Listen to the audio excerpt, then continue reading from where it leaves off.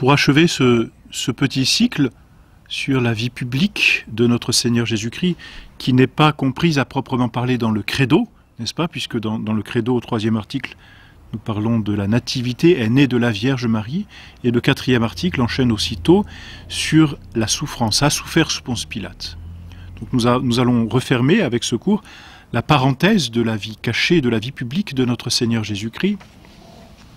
Il nous reste à parler, on aurait beaucoup de choses à dire sur notre Seigneur Jésus-Christ, et une vie entière n'y suffirait pas, puisque l'éternité même nous comblera de bonheur devant la contemplation de Dieu et de notre Seigneur Jésus-Christ.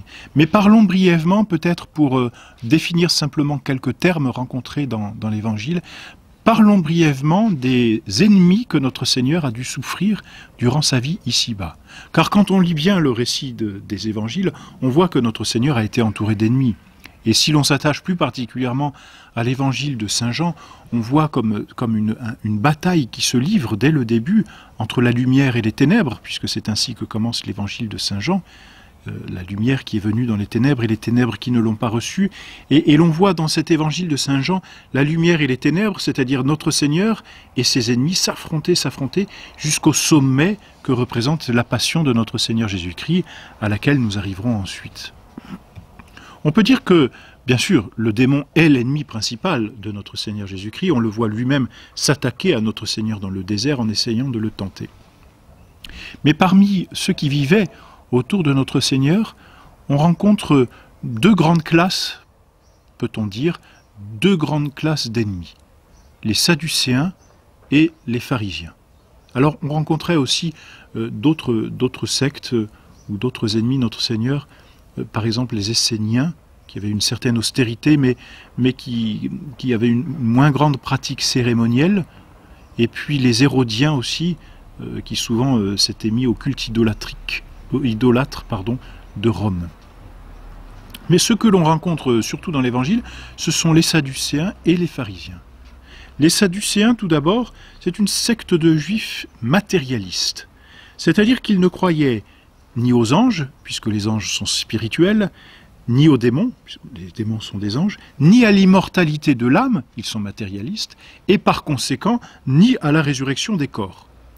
D'ailleurs, on les rencontre dans l'Évangile posant cette objection de la vie éternelle à notre Seigneur Jésus-Christ, parce qu'ils ne croient pas à la résurrection des corps. Donc en fait, ce que ces Juifs attendaient de Dieu, c'était principalement des récompenses matérielles, des récompenses terrestres et des plaisirs, si l'on peut dire, sensuels. Ces Sadducéens étaient rencontrés particulièrement chez les riches, dans les classes riches, c'est entendu, et bien souvent donc dans les fonctionnaires publics, mais aussi parfois chez les membres du conseil des prêtres. L'autre secte que l'on rencontre peut-être plus souvent dans l'Évangile, ce sont les pharisiens. Les pharisiens, ce sont des juifs spiritualistes, à l'opposé des Sadducéens, en apparence rigides, parce qu'ils avaient tous les extérieurs de fidèles observateurs de la loi d'ailleurs qu'ils surchargeaient de traditions vaines, mais dont ils pervertissaient l'esprit. C'est-à-dire qu'il y avait une observation extérieure de la loi, mais il n'y avait pas l'esprit de la loi. Comme le dira notre Seigneur, la lettre tue, l'esprit vivifie. C'est précisément à ces pharisiens qu'il s'adresse. C'est-à-dire ce sont de fidèles observateurs de la loi, et le peuple respectait ces pharisiens, parce qu'ils avaient tout l'extérieur d'un fidèle. Mais l'esprit était corrompu. C'est-à-dire qu'ils se mettaient peu en peine du précepte de la charité. Ils entretenaient un certain mépris des autres, surtout des petites gens. Alors leur caractère était par conséquent d'un orgueil, d'une grande suffisance. Ils traitaient les autres avec beaucoup d'orgueil, beaucoup de prétention, le dédain. C'était vraiment la marque de ces pharisiens. Insensibles finalement aux faiblesses et aux besoins du prochain. Par contre, par leur observation rigide et extérieure, ils avaient acquis auprès du peuple une espèce d'autorité, une espèce de suprématie sur les petites gens. Ils sont devenus les ennemis de notre Seigneur Jésus-Christ parce que notre Seigneur Jésus-Christ va consister pour eux comme en une certaine rivalité. Notre Seigneur Jésus-Christ, par sa simplicité et par la sainteté de sa doctrine et de sa vie, qui va trancher avec l'orgueil de ces pharisiens, va attirer les foules. Notre Seigneur attire naturellement à lui. D'abord, la sainteté de la vie de notre Seigneur est un reproche à l'orgueil des pharisiens, mais ensuite, le nombre grandissant de fidèles qui suivent notre Seigneur Jésus-Christ porte préjudice à ces pharisiens. Et donc, ils en ressentent un certain nombrage. Les pharisiens vont donc attaquer notre Seigneur Jésus-Christ, et sans cesse, on va les voir en opposition avec Jésus. Notre Seigneur ne s'est jamais laissé démonter par ces pharisiens.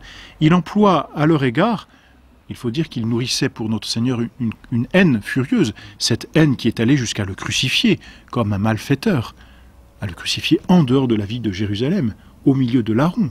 Donc c'est dire jusqu'où s'est étendue la haine de ces pharisiens. Notre Seigneur Jésus-Christ, s'il essaie de convertir les âmes, devant un orgueil qui se bloque à sa doctrine et à sa grâce, notre Seigneur Jésus-Christ n'a pas été tendre dans ses mots vis-à-vis de ces pharisiens, tout simplement pour mettre en garde le peuple. Il faudrait relire tout le chapitre 23 de saint Matthieu, mais les expressions de notre Seigneur Jésus-Christ sont sanglantes. Il les appelle « race de vipères ». C'est dans l'Évangile, on trouve ça dans le chapitre 12 de saint Matthieu. Il parle d'hypocrites, de sépulcres blanchis, et même de fils du diable. C'est saint Jean, dans l'Évangile, au chapitre 8, qui nous le rapporte. Ils sont menteurs comme leur père. Alors voilà quels sont les ennemis de notre Seigneur Jésus-Christ. Mais voyez, notre Seigneur Jésus-Christ qui est si doux, si humble, eh bien, n'a pas de peine à les traiter de race de vipères, d'hypocrites, de sépulcres blanchis, parce que ces pharisiens s'opposaient à l'Évangile et donc s'opposaient à la grâce que notre Seigneur est venu nous apporter, c'est-à-dire à sa miséricorde et au salut. Or, tous les hommes sont appelés au salut. Donc, chaque fois qu'il y a un obstacle, eh bien, notre Seigneur le manifeste et le montre du doigt, pour que cet obstacle ne soit pas insurmontable, ou plutôt pour qu'il soit évité aux âmes de bonne volonté.